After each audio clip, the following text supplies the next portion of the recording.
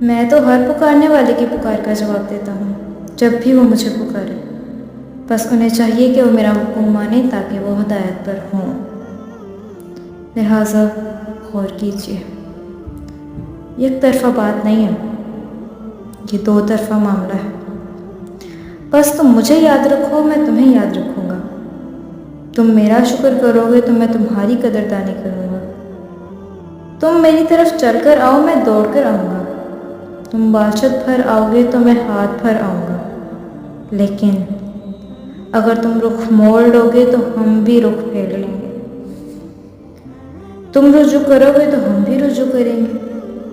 تم توبہ کرو گے تو ہم اپنی نظر کرم پھر تمہاری طرف متوجہ کر دیں گے۔ ہماری تو کوئی غرض نہیں، غرض تو تمہاری ہے۔